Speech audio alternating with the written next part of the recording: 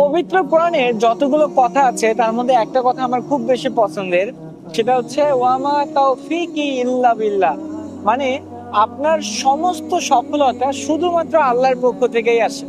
যদি আল্লাহ আপনাকে সফল করতে চায় তাহলে পুরো পৃথিবী একসাথে চেষ্টা করলেও আপনার সফলতা কেউ ঠেকাতে পারবে না। আর যদি আল্লাহ চায় আপনি এই কাজে সফল না হন, তাহলে পুরো পৃথিবী মিলে চেষ্টা করলেও আপনি সেই কাজে কখনোই সফলতা পাবেন না। এখন আমি যেখানে আছি এখানে আমি যদি চারদিকের অবস্থাটা আপনাদের একটু দেখাই, তাহলে আপনি বুঝতে পারছেন যে আজকে সমুদ্রকে কত বেশি পরিমাণে সুন্দর লাগছে।